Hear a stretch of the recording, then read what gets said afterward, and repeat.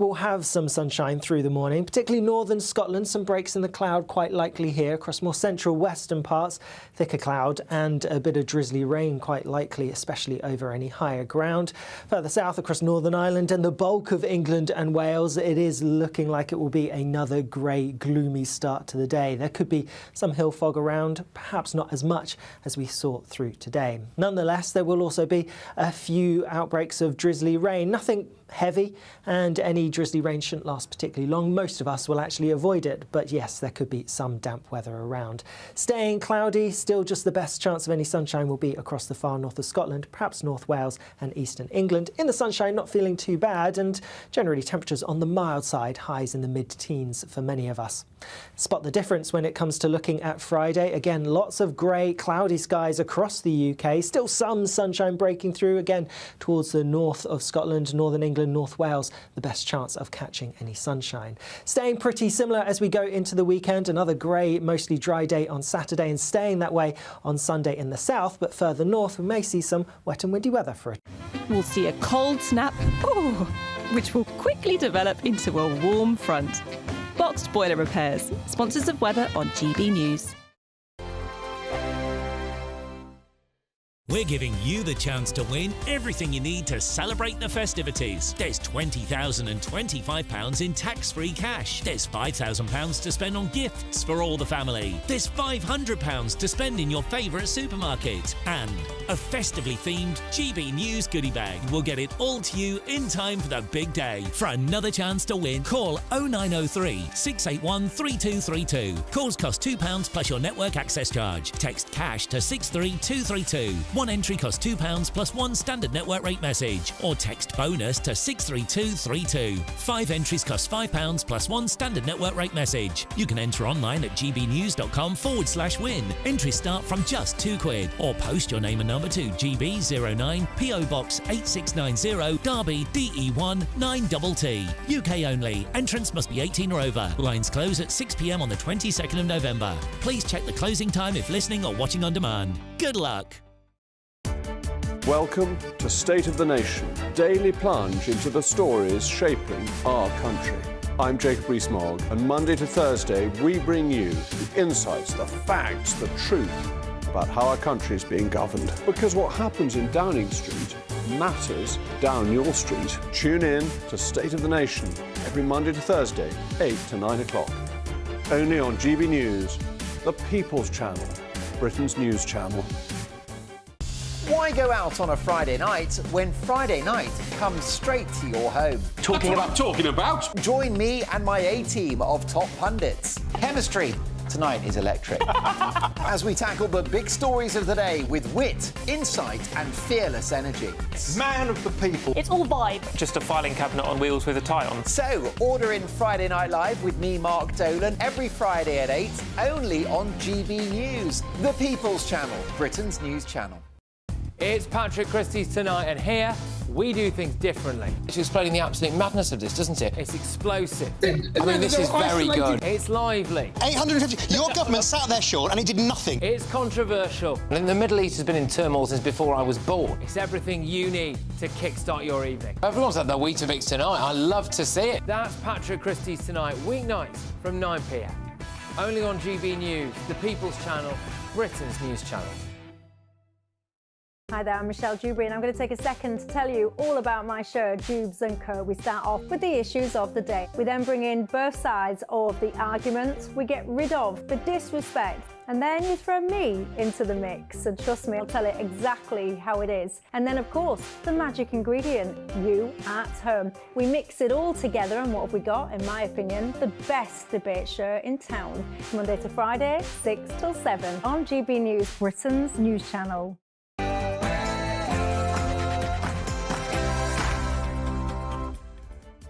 Hello, good evening. It's me, Jacob Rees-Mogg, on State of the Nation. Tonight, Donald Trump's victory in the US election is a crushing defeat for the global elite and a triumph for democracy. Now it's time to reassert Western values and power that have been undermined for too long. But the re-election of Trump is good news for the UK too. The question is, how will the Labour government handle a Trump presidency? The United Kingdom could be facing a risk to food security as fury on British farms could lead to a strike, with farming influences planning to withhold produce to cause shortages.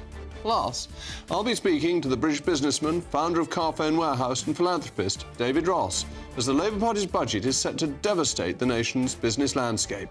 State of the Nation starts now.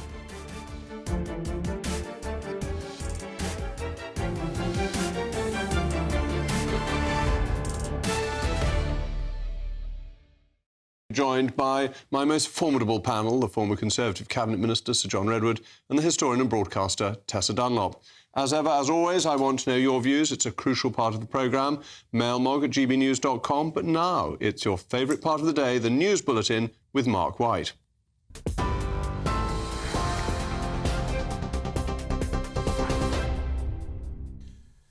Good evening. The main headlines from the GB News Centre. Democratic presidential candidate Kamala Harris has telephoned Donald Trump to congratulate him and officially concede defeat. After a hard-fought and often bitter election campaign, Donald Trump achieved the required number of electoral college votes this morning. President Joe Biden has also telephoned Trump to congratulate him and has invited him to the White House for a visit. Well, Kamala Harris, who's been silent all day, will formally step aside during a speech to her supporters in the next hour. Sir Keir Starmer and Kemi Badenoch have faced each other for the first time at Prime Minister's questions. On the issue of farmers' inheritance tax, Sir Keir said his government was listening to the concerns of those in the agricultural sector. But the new Tory leader accused the Prime Minister of giving the people nothing more than stock answers. His scripted lines are showing that he has not even listened to the budget himself. But what does he say to farmers who are facing uncertainty about their futures as a result of the increased taxes announced by the Chancellor? I'm glad she's raised farmers because the budget last week put £5 billion over the next 2 years into farming. That's the single biggest increase, unlike the £300 million, which was underspent under the last government. The next election in Ireland will be on November the 29th. The Irish Premier Simon Harris will meet the country's president on Friday to seek the dissolution of Ireland's Parliament.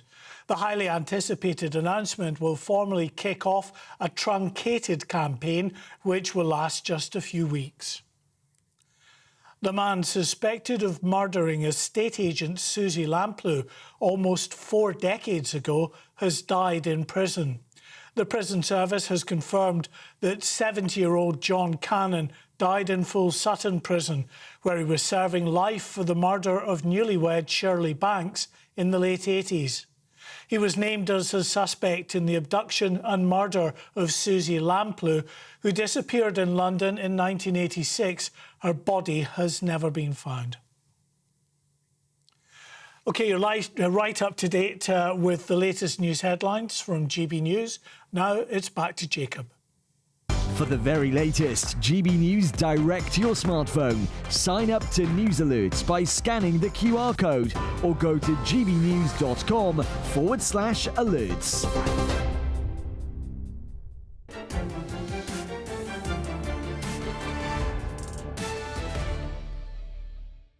Welcome back to State of the Nation. The re-election of Donald Trump represents the defeat of the global elite and a triumph for democracy. The wins in both the House and Senate will allow Trump to reassert Western values which have so far, for so long, not been properly put forward. They've been undermined by the global elite. The Democrats showed utter contempt for voters. It began by insulting their intelligence by selecting Joe Biden as the nominee, lying for months about his ability to serve a second term. But it was continued by undemocratically replacing him with Kamala Harris. This is typical behaviour of the global elite, symptomatic of the we know best mentality. Their contempt for voters is embodied by the use of the term populist as an insult. It's essential to be popular to win votes. Their contempt was exposed in both elections that Trump won, by Clinton's basket of deplorables and by Biden's reference to garbage. Both of those gave away what they really felt about voters. But Donald Trump is more than who he defeated. His campaign focused around two key issues, the economy and security, while Europe bankrupts itself trying to achieve net zero, having little to no effect on the climate. Trump recognises the importance of energy independence, the need for cheap energy, which has helped fuel the growth of the US economy beyond what is imaginable in Europe. He also understands the need to cut taxes and put businesses at the forefront of his strategy for improving living standards. How unlike Red Rachel. Look no further than his relationship with Elon Musk, an admirable salesman and a free speech absolutist.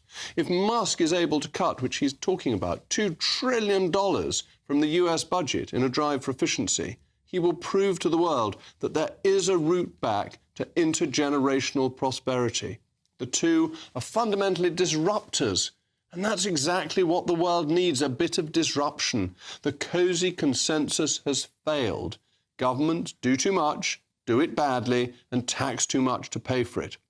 On security, Trump understands what needs to be done. In the Biden administration, under the auspices of Kamala Harris, protecting the southern border simply wasn't a priority, which has led to untold numbers of criminals entering the United States. But equally importantly, it's Trump's foreign policy that the world needs more than ever. It wasn't the surrender of the Afghan people to the Taliban under Trump, nor was it the invasion of Ukraine, nor was it the attack on Israel that we saw last year, leading to a year-long regional conflict. No, that was under Sleepy Joe's leadership. On a fundamental level, Trump will re-legitimize the nation-state against an internationalist approach. Democratic legitimacy depends on the nation-state. As we've discussed before, it's the Westphalian settlement that has worked well since 1648. The elite, in their ivory towers, who think they know what's best for Americans or indeed for Britons, think they know what's best for the world, push their internationalist agenda. Their reign is over. On Guy Fawkes Day, the 5th of November 2024, Donald Trump has succeeded in blowing up the liberal elite. This is an exciting day not just for the US or the UK, but for the world. As ever, let me know your views, mailmog@gbnews.com. Well, I'm joined now by Lee Cohen, former advisor on Great Britain to the US House of Representatives Foreign Affairs Committee, and Raj Goyal, Kamala Harris's personal friend and former Kansas State Representative. Well, thank you both very much for joining me. I don't know, Lee, if I could come to you first. Why did the opinion pollsters get this so wrong? Why did they seem so out of touch with the end result? Well, thank you for having me on, Jacob. It's a pleasure. And let me just say that, the opinion polls during the past several elections have been far afield of the results. And I think that there's a term called herding, where they all sort of trend towards the middle so that there isn't a deep outlier. But one thing is for certain, Trump's victory was both a personal triumph owing to his unique abilities to capture the spirit of the American everyman, and a response to the failures of the Democratic Party, both to produce a formidable candidate and to generate policies that prioritize the needs of all Americans. So too, his victory exposes the public's repudiation of the divisive identity politics so in vogue among the progressive left. And Lee, interestingly, he's got the House and the Senate as well, the House as far as one can tell, which really gives him an amazing mandate to get things done over this next 4-year period, or at least the first 2 years of it. Well, indeed. And part of that is because his win reflects his ability to connect with ordinary Americans. And he knocked it out of the park, as the opinion polls showed, with his top issues being both immigration and economics. And his message of putting America first, Jacob, creating jobs and restoring national pride, resonated deeply with voters, and to the horror and shock of Democrats, with diversified audiences. The proof is in the pudding. He climbed in support among traditional Democratic constituencies, greatly among Hispanics, among Black voters, and notably his support among young voters. Raj, if I may bring you in, I know you're a friend of Kamala Harris. It's obviously been a difficult period for her. Do you think it was a disadvantage that she became the candidate so late and that she was so heavily linked to Joe Biden's presidency?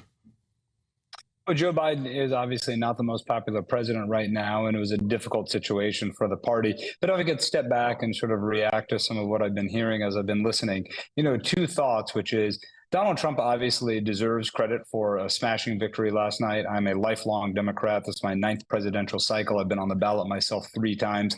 And there is as we say in tech, I'm a tech CEO now, there's a product market fit problem for the Democratic Party. This was an absolute, I would agree, repudiation of what the Democratic Party has been offering. And we have a deep process that we're going to have to go through as a party. I'm sure you will super enjoy that. We're not going to enjoy it as much, but it's a necessary, healthy process that happens. To the extent I know about your politics there, your Labour Party, which is obviously triumphant right now and had a smashing victory, obviously went through its process to understand how we could connect better with voters. I will point out, because you're a fan of history and a student of history, that this victory by Donald Trump absolutely complete. In fact, it's really not going to be a trifecta. I do have still hopes that we can win the U.S. House, but if Republicans get a trifecta, it's really a quadfecta with the U.S. Supreme Court, which of course was packed by Donald Trump himself.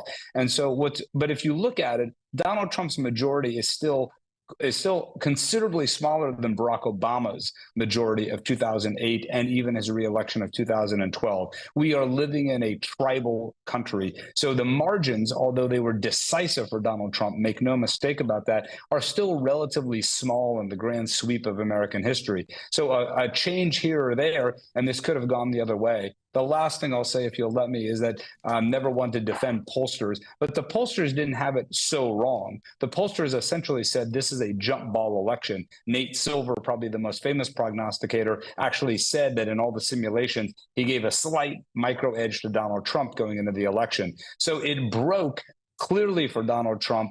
And so it was but if you look at it down ballot, we actually held a U.S. Senate seat in Wisconsin and in Michigan, where Donald Trump won the presidential. In North Carolina, we had incredible, what we call ticket splitting, in which we won almost everything else except for president. So there is a very deep thing going on with the electorate that we're going to have to study and understand. Donald Trump is clearly very appealing as a candidate to the majority of voters, but there's still a lot of good evidence that shows there's discomfort with a lot of his policies. And the last thing I will say is that be careful when the dog catches the car, because now they've got to govern. And now we saw what happened in the 2018 midterms. We saw what happened in the 2010 midterms. So I know it's a time to gloat and to be prideful if you're a Republican, but let's see what happens. Politics moves quickly. Roger, I think that's a really interesting analysis. And as a Conservative, we're going through something similar to what you're talking about here in the UK, because obviously we had a heavy defeat in July and need to reconsider. Do you think there was too much campaigning about the personality of Donald Trump and just an assumption by Democrats that because they didn't warm to his character, no sensible person could, and that led to a lot of energy being wasted? Yes, and I think we shouldn't be ashamed or disingenuous about that. I would agree with that assessment, in which, at the end of the day, Bill Clinton used to say a campaign is a job interview. It is the American people sitting at a kitchen table like I'm at right now saying, who am I going to hire to make my life better for me? And so what they need to hear is a positive vision for how my life will get better. And so I am certainly one who wasn't really that comfortable with the closing argument of our party to demonize Donald Trump. Now, he may be worthy of that demonization, and we can have a debate around that. But what I wanted to hear was a proactive agenda that said, my life will get better, prices will come down, I will make more money, I will provide more for my family. Those kind of agendas gave us 16 very popular years under Bill Clinton and Barack Obama, and even 4 years under Joe Biden, in which he defeated Donald Trump.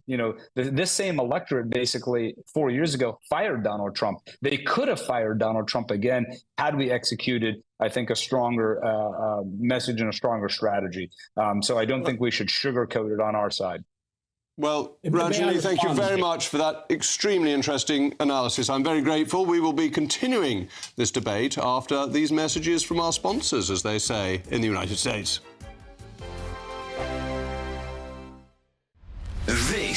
is GB News, Britain's news channel.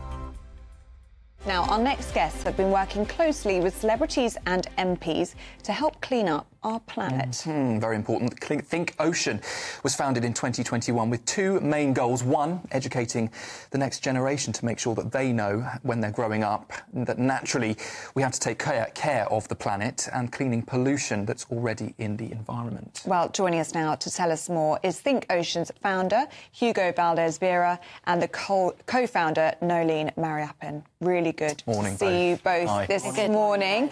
So, Nolene, let's start with you. What is Think Ocean and why did you want to start this back in 2021? Yes, so Hugo had actually been working on the environment and climate action for quite a long time. When he moved to the UK, he realised that there was a growing problem with plastic pollution and that more needed to be done because people weren't actually seeing the link between plastic, the impact on the environment and climate change. So he founded the organisation and I joined him with three goals, really. Education, looking at technology to scale solutions and looking at how we develop more circular economy programmes. So actually looking at reusing, recycling, actually creating local economies from what people would consider waste.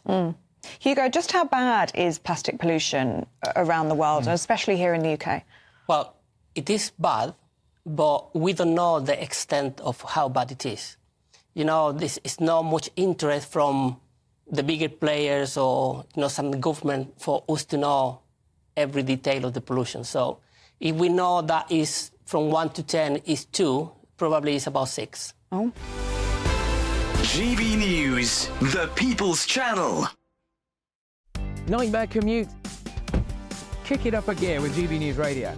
You can listen online and on DAB+ and on the GB News app. We're also on TuneIn and the Radio Player apps. From the school run to rush hour, get revved up with GB News Radio. We are the People's Channel, Britain's news channel. I'm Christopher Hope. From pop stars to politicians, I'll interview anybody in a pub who's got a political opinion. Join me every Friday on Spotify, Apple Podcasts, YouTube or gbnews.com, or wherever you get your podcasts. This is GB News, the People's Channel.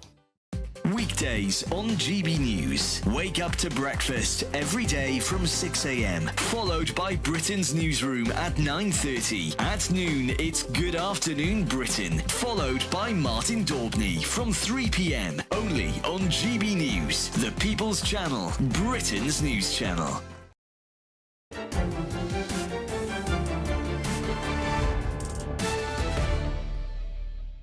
Welcome back. I'm still Jacob Rees-Mogg, and we've been talking about the US election, and the mail mogs have come in. David says, the policies and actions of the Trump administration will, I hope, sharp the Starmer team and their non-growth agenda. And Peter says, it's difficult to imagine two greater opposites than eco-loon Ed Miliband and the climate realist Donald Trump. Now, that's a very fair point. And Tony has a more personal question. Looking sharp with your new haircut, Jacob. Have you changed barbers? Well, no, I will tell you the honest truth. I've been going to the same barber for decades, and my last haircut, he was on holiday. So he's now back. My haircut is back to normal, as I like to keep my viewers up to date with affairs. Continuing on the subject of the re-election of Donald Trump, we want to discuss what this means for the United Kingdom and the special relationship. We'll be looking how some of this was raised at Prime Minister's Questions in just a moment.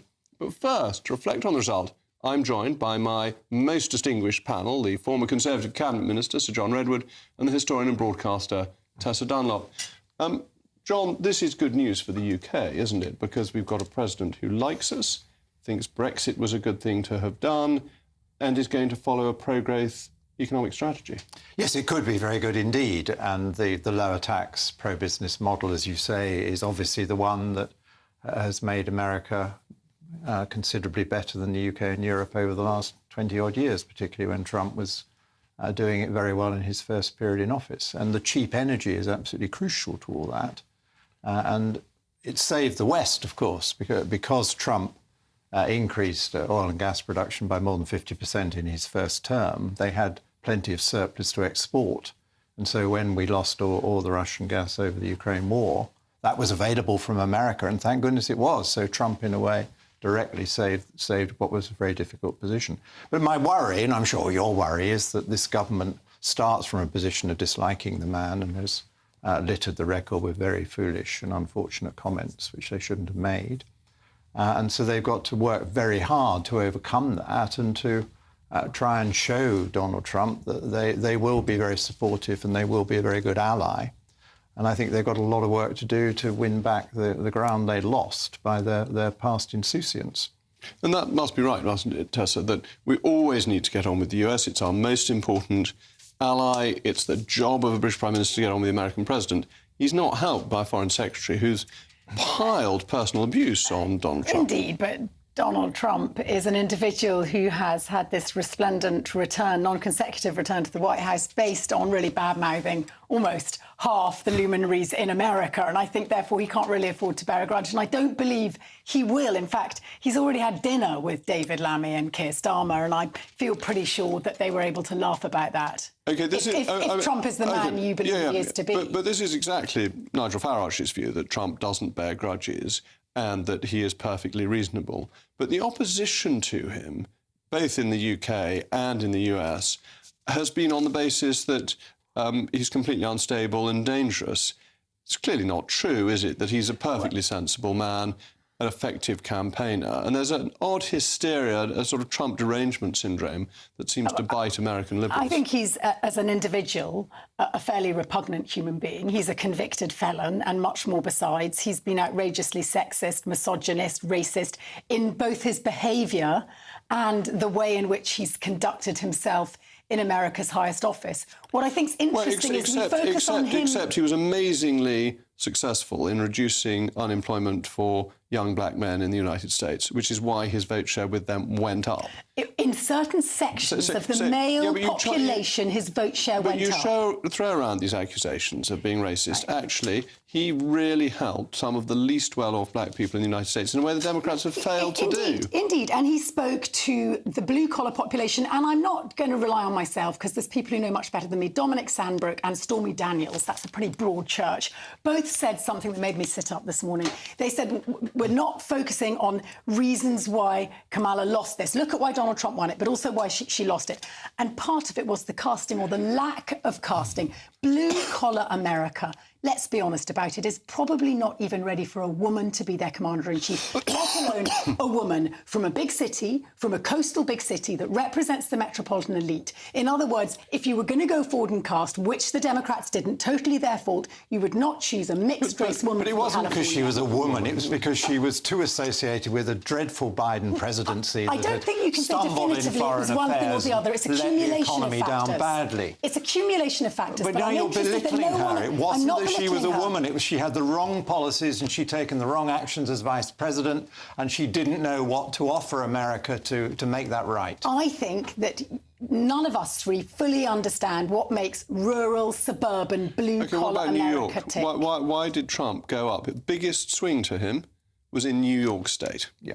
New York is a giant and complex city. Even within the city, he went up. It must have been his love fest, darling, when he talked Puerto Ricans down and called them garbage. But why don't you know what people want? I mean, people are fairly straightforward. They want their families to have a better life. They want their real incomes to go up. They want to have a decent job. They want to be able to drive around in a car when they need to. They want energy at sensible prices. It's not only that. And all of that was damaged by the Biden presidency. Are you telling me it's a coincidence that the three people who have gone up against Trump, the only one who won was a man from Pennsylvania called Joe Biden? Are you telling me it's a coincidence that Hillary and Kamala lost? It's extremely obvious why it is. It's because Joe Biden was rooted in blue-collar America, which is where he had come from, which he understands. So it's about casting. It's about understanding the voters he sought to represent. Yes. Whereas Kamala Harris was from the elite West Coast. Which is what I've just said. Which was completely... No, you said it was because she was a woman. I said it's a combination of all those factors. It's because she was out of touch with her voters. It's a combination of all those factors. And you're falling, it seems to me, into the same trap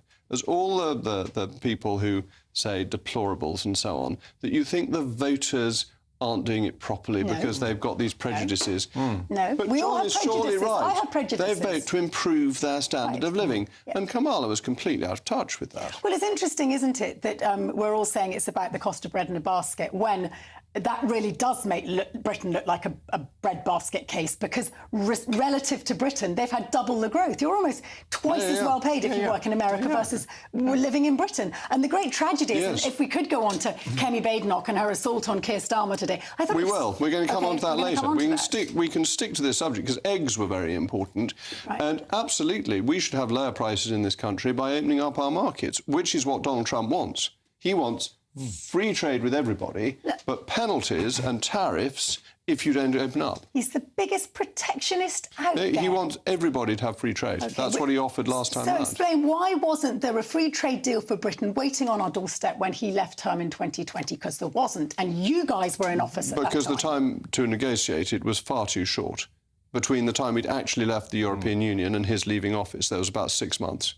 And that's not long enough to negotiate a trade deal. Well, it was partly because the British government wouldn't do it in advance, because I think if the British government had been prepared to do it in advance on a conditional basis, he would have been very welcoming. So you genuinely believe that we're going to get a free trade deal for Donald Trump? It's more to do with the government here than it was to do with Mr. Trump. That's absolutely right. John, as always, is right. Thank you to my panel. After the break, we'll be assessing Kemi Badenoch's electrifying performance at Prime Minister's Questions today.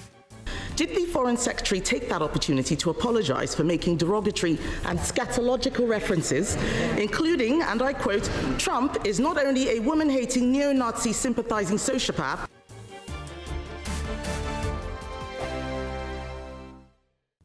Good evening. I'm here with your latest GB News weather forecast, coming to you from the Met Office.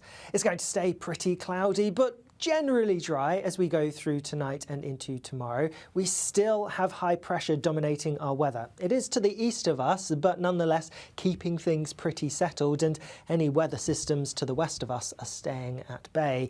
But with that high pressure, we have a lot of cloud. That cloud is going to be quite thick, could be quite low in some places, some hill fog through tonight in a few places, and also some outbreaks of drizzly rain. The greatest chance of any clear skies will be across northern parts of Scotland and the far north of England. The cloud will keep things pretty mild, temperatures for many staying in double figures, so a mild grey and for some damp start to the day for many tomorrow. Some places will have some sunshine through the morning, particularly northern Scotland. Some breaks in the cloud quite likely here. Across more central western parts, thicker cloud and a bit of drizzly rain quite likely, especially over any higher ground.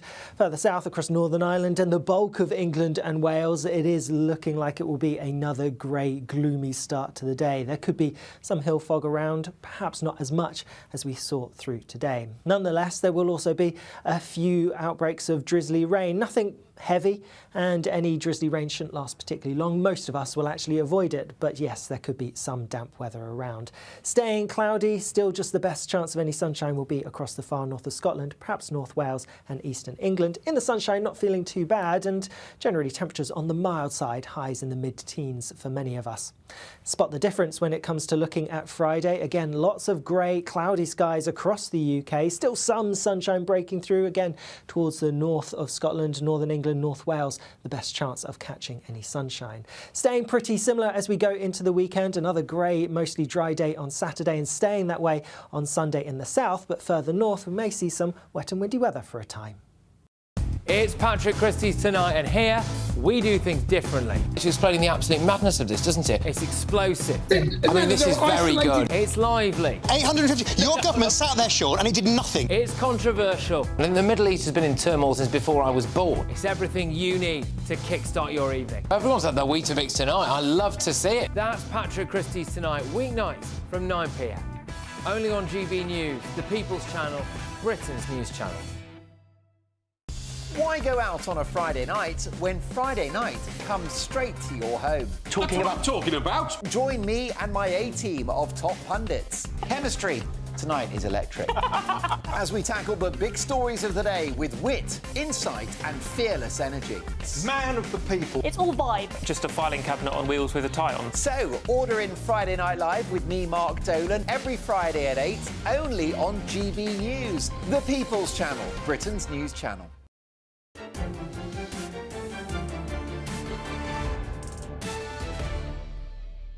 welcome back. Well, amazingly enough, we've been talking about the US election and the mail mogs have come in. Graham says, Trump and America have just saved the West. I agree. I enjoyed quaffing champagne all night with a huge grin on my face. Peak woke has passed. Well, I hope that's right. Peter says, to be honest, I'm pleased to see the back of Brit-hating Biden, and I can only assume Harris would have followed his policies and continue to treat the UK with contempt. I'm not a big Trump fan, but the alternative had a proven track record of failure. Well, Peter, I think you've hit the nail on the head. Today was the first Prime Minister's questions for the new Conservative Party leader, Kemi Badenoch, and I was delighted to say she did not disappoint. And so I would like to start by congratulating President-elect Trump on his impressive victory this morning. The Prime Minister and the Foreign Secretary met him in September. Did the Foreign Secretary take that opportunity to apologise for making derogatory and scatological references, including, and I quote, Trump is not only a woman-hating, neo-Nazi sympathising sociopath, he is also a profound threat to the international order. And if he did not apologise, will the Prime Minister do so now on his behalf? Well, the Foreign Secretary and I did meet President-elect Trump just a few weeks ago for dinner for about a couple of hours, and we discussed a number of issues of global significance. It was a very constructive exercise. Well, he didn't actually answer the question, did he? Not untypically. I'm joined now by my panel, the former Conservative Cabinet Minister, Sir John Redwood, and the historian broadcaster, Tessa Dunlop. Kemi Badenoch did really well today, didn't she? She got the measure of Keir Starmer. I think we're in for a feisty time, and that's what democracy is all about. A good to and fro. I thought she acquitted herself well. She's a fine performer. She spoke slowly and convincingly. I was sad that she had to sort of remind everyone of that slightly unfortunate tweet from our Foreign Secretary. As I said earlier, I'm sure that that hatchet has been buried, and I thought that Keir Starmer's response was pretty statesmanlike, to be honest. He just glossed over it. He realised that it was a tease and something really not worth bothering with, and he moved on to greater matters, which are our relationship with the United States and how we're going to make it work between a Labour administration, equally victorious, a Trump administration. John, one of the most impressive things I thought about her performance was that you've got that wall of noise which the microphones don't really pick up for broadcast. But when you're in the House of Commons, you can't hear anything. There's just this shout. And she really managed to get through that against whatever it is, 400 Labour MPs, without any difficulty. Yes, she did it very well because she stayed calm. And if the noise got too much, the Speaker then had to intervene on her behalf, and she just paused. And I thought that was a very effective technique to show up the bad behaviour, which is not unusual in the House of Commons, but she handled it particularly well. And I think the attack on the government's approach to Mr. Trump was necessary, and it wasn't just the unfortunate quote from the Foreign Secretary. I mean, the more substantive point, which she went on to point out that the Labour Party officially sent a load of people over to interfere in the election and then were on the losing side. And that, coupled with the quote, does mean we've got a problem, and it's our problem as well. Our country has been let down by this. And the general... Can we just rephrase that, John? He said officially. They weren't officially. They went over there, paid for their own expenses under their own steam. Well, it wasn't officially it was on a endorsed. Labour Party website. It was on a LinkedIn page attached to somebody who was affiliated to the Labour Party. You're totally overstating this, as Trump did. A very effective electioneering. But it's the minor insults. They all signed an early day motion to say he shouldn't be allowed to address Parliament in Westminster Hall, or most of the Cabinet had. It's the... Why on earth have they made themselves so interested in the minutiae of our closest allies' politics, anti-Trump? I think, Jacob, and we talked about this last week, that I wasn't surprised Trump won. In fact, I thought he'd win. But it doesn't mean that we can't be allowed to be repulsed by all that he stands for.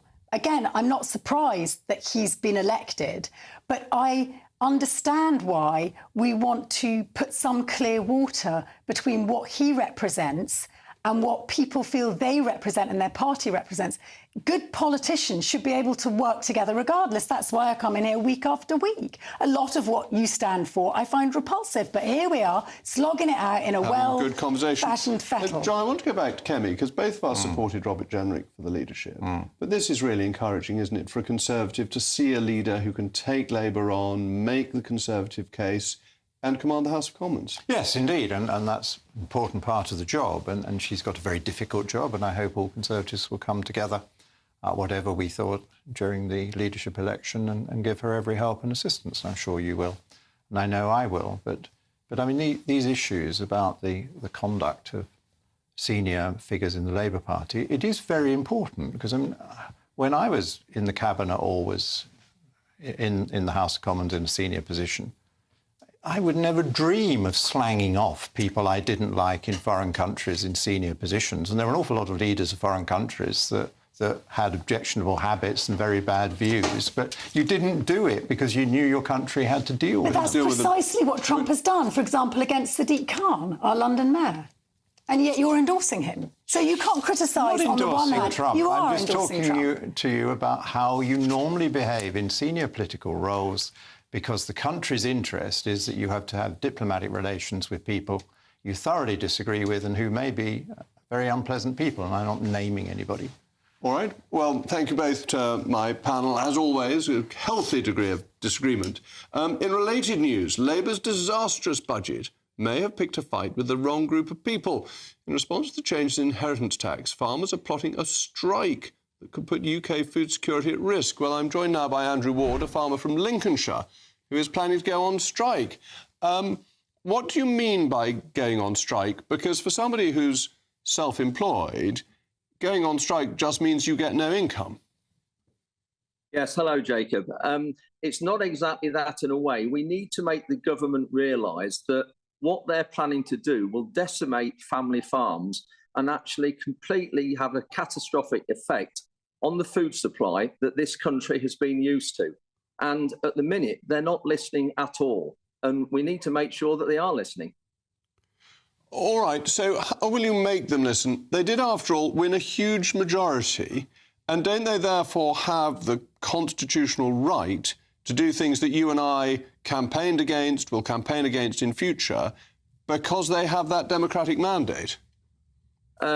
I'll just take you back. When you say they have a huge majority, if you look at the actual number of people that voted in the country, and then you take that percentage of people that actually voted for them, it was actually a minority of the British public that voted for them.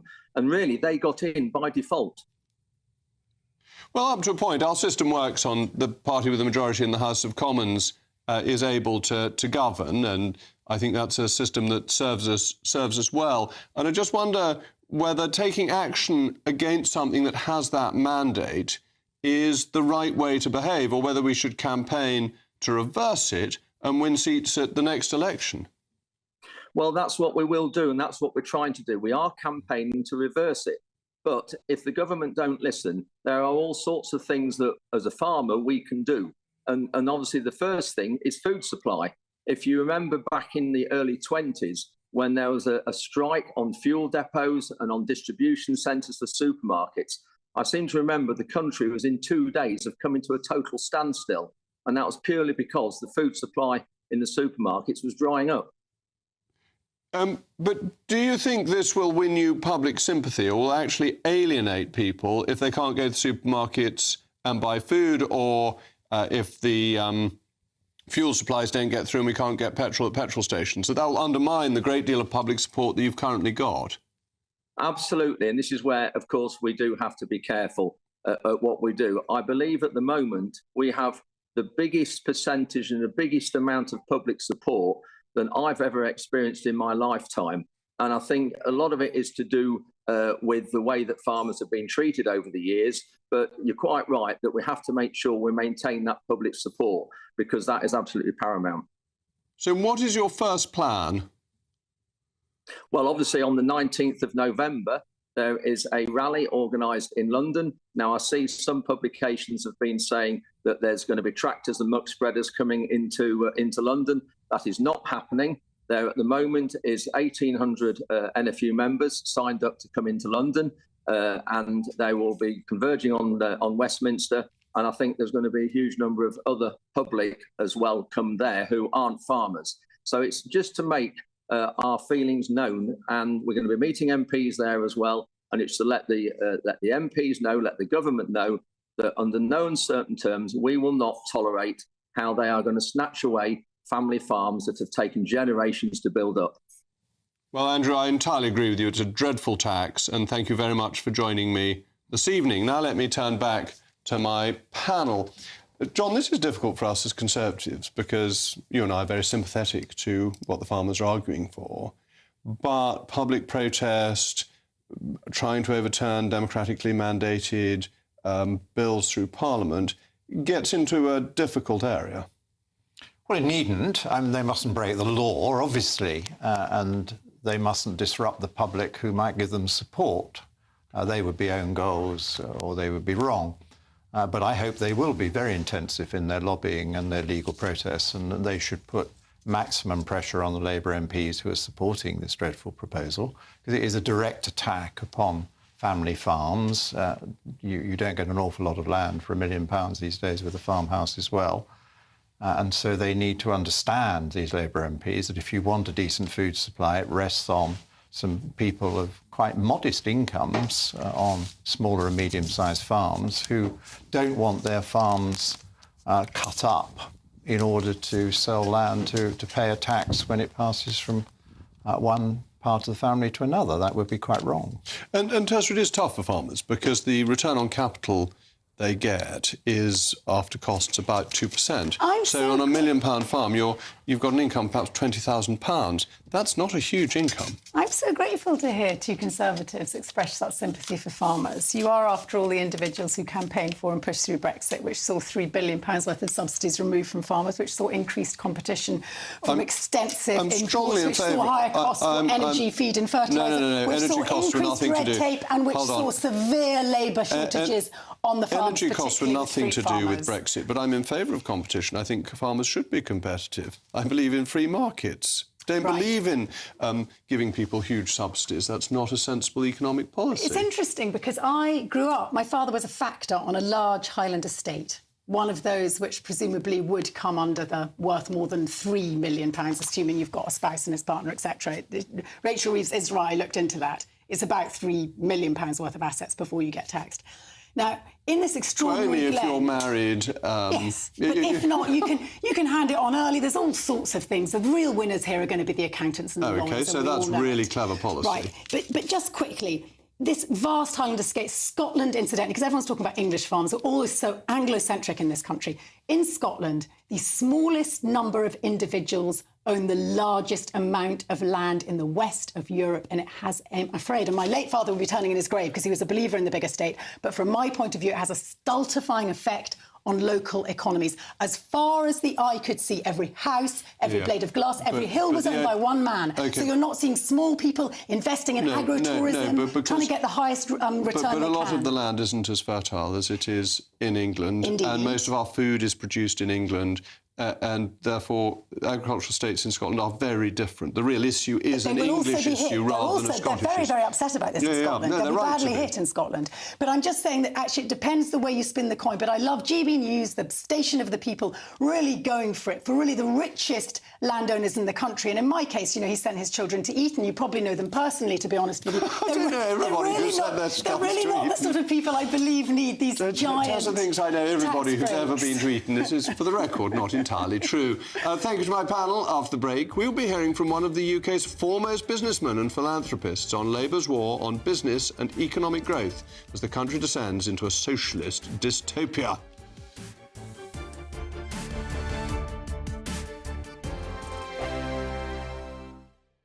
Headliners. Tomorrow's papers tonight, every night from 11 p.m.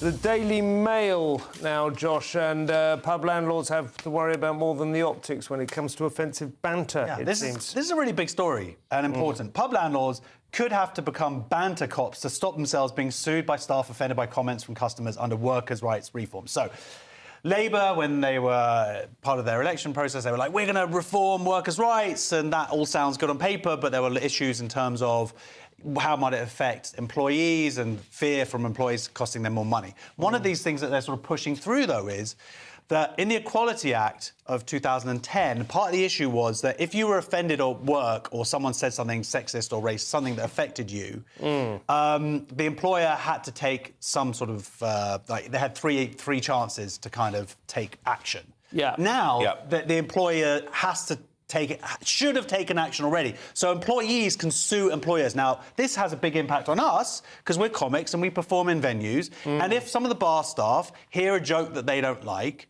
then they can sue their employer, potentially, under this legislation. So it's not punters? Well, also, it could be like you're at a bar and some bloke is like, oh, I like that top, or whatever. That's not good behaviour. But the point is now that employee could sue their employer. So, because, I mean, the sort of scenario I was imagining was that a barmaid was being maybe sexually harassed or That's something. what they're focusing in this article, but other articles have gone down the free speech route. OK. And also venues and universities having lectures. We saw it at, in Edinburgh Fringe Festival and Sadowitz. He had his show cancelled not because of any punters, but because two of the 18-year-olds were working. They were upset by his There was a wedding. bar in Brighton, wasn't there? There was a story we covered a few weeks ago. A bar in Brighton threw some people out because... exactly. They had turfs on the... turfs. Yeah. GB News, the People's Channel. Good Afternoon Britain isn't just about us. The wonderful thing about this programme is it's about everyone watching. It's an interactive programme. Well, there absolutely is something to see here, and we're going to be talking about it more. Whether it's breaking royal news, Will, please bring us up to date. Or indeed a particularly punchy speech in the House of Commons. Very, very curious. We bring it to you live, and then we bring you live reaction as well. That's Good Afternoon Britain, weekdays from midday. Only on GB News, the People's Channel, Britain's news channel. Mark Dolan tonight is your weekend dose of news, debate and entertainment. This sounds like a wild conspiracy theory. Don't miss my big opinion. Mark Meets and my take at 10. Democracy is a funny old thing. And we don't do boring, not on my watch. I just won't have it. Let's go and get another glass of that bubbly. You've earned it. That's Mark Dolan tonight, Saturday and Sunday, 9 to 11, only on GB News. The People's Channel, Britain's news channel.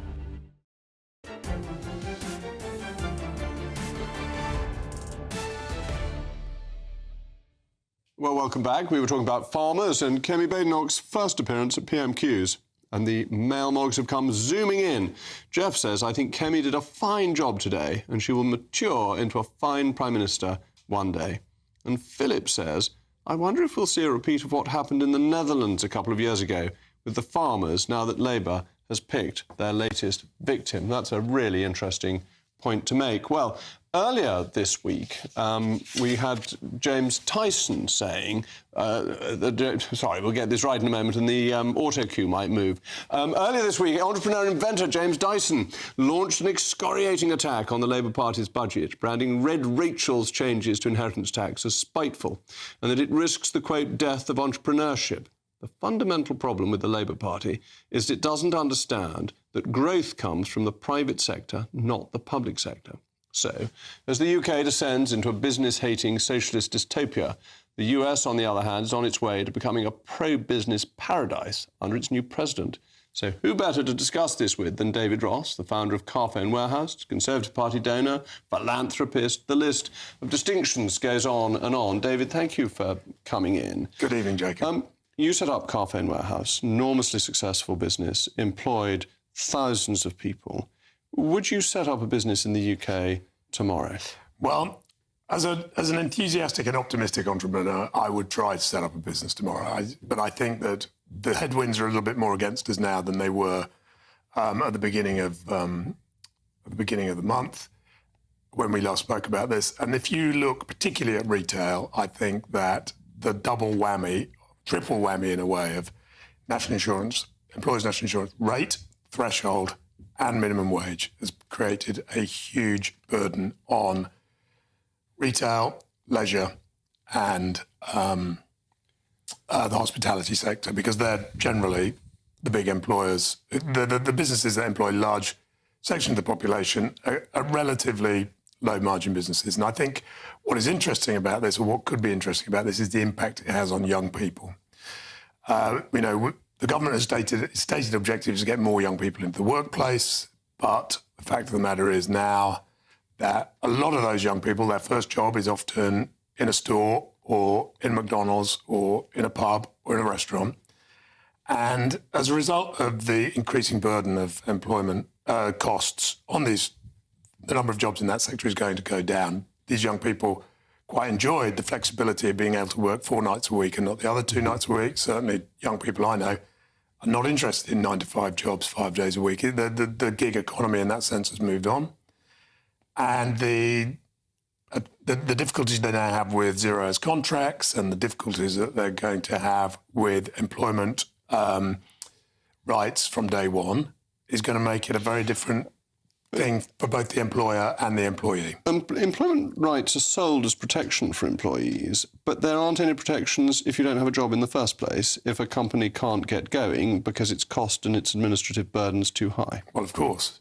And I think it's interesting, but I really wonder, I think that in a traditional workplace, people could look and say, well, that protects people, but actually amongst the younger section of society, they enjoy the flexibility that comes with being able to work 4 days a week or being able to work 4 nights a week and not necessarily having to have all of those regulations around them. And clearly it makes them attractive to employers, not in a hostile way, in a way that I think works for both the employer and the employee. And isn't that one of the issues that the idea of employee regulation is that there are big employers who exploit their workforce?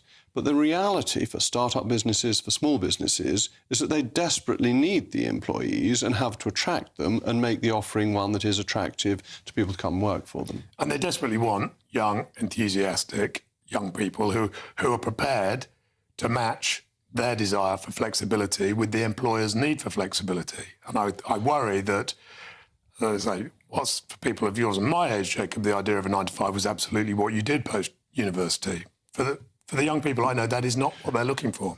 And if you look at America, Trump coming in, possibly bringing Elon Musk into his administration, that becomes quite an exciting business environment. Is there anything the UK could do to copy that, to model ourselves on what the US is going to be doing to promote business? The US has got a number of key differences. Clearly, it celebrates enterprise and entrepreneurship in a way that we don't. I mean, and that's not partly political. We've never been as good at promoting entrepreneurship. No, absolutely. So the American society is very proud of people that create wealth. Wealth creation per se is something that is celebrated. What we've seen here in the most recent government is that wealth creation, and that's reflected by what Dyson and many other entrepreneurs are saying, is no longer celebrated because actually now a family business, which used to be the absolute bedrock of Thatcherite and Reagan theory of what family enterprise was about, now for some reason 20% of that is going to go upon death. So over the generations, that'll have a decimating effect. And one of the big problems of UK businesses is they get to a certain stage and then they're sold to the US anyway, and that if you make it harder to hold on to them, process will speed up. They'll be sold at an earlier stage. We will keep less of the value added in this country. It's a deep sense of frustration to me that in America, an entrepreneur goes out with the objective of building billion-dollar businesses. And in the UK, there's a sort of threshold at which entrepreneurs who've achieved the 100 or the 150 million suddenly think, well, it's time to sell out. They might sell out internationally or to another bigger international business. And the UK misses out on some of that. And now there's an active reason for the UK to miss out on it, because if I'd founded my business 25 years ago and still owned a big, you'd sell it and you might go and live offshore to avoid death duty. The excessive taxation. A final thought, we're both Conservatives. Kemi did very well today. That's cheering for Conservatives. Yeah, I was very proud of Kemi's performance this morning. I thought she looked young. I thought she looked different. I thought she looked exciting. And I think she was in control of her brief. I think that she has exposed quite cleverly the fact that the government are in a difficult place. They can't really look towards Europe because we've changed our relationship with Europe. Difficult to look towards Trump. The wealthiest man on the planet is now not on side. Elon Musk, yes. Unfortunately, we have to go over to Patrick Christie's. I'm sorry. We must have longer for our conversation next time, David. Thank you very much. Patrick, it's you next. What have we got this evening? Yes, well, at 9 p.m, a historic moment because Kamala Harris is set to concede the election to President Trump. We're going to be taking that live. Also, a montage of left-wing meltdowns for you, Jacob. All the times that the Labour Prime Minister and Cabinet have slagged Trump off. And I speak to a Birmingham veteran about a pro-Palestine protest taking place on Remembrance Sunday. That will all be very exciting, as always, well worth listening to. I'm Jacob Rees-Mogg. I'll be back tomorrow at 8 o'clock. This has been Save the Nation. The weather in Somerset is going to be absolutely fantabulous tomorrow. Perfect. Good night.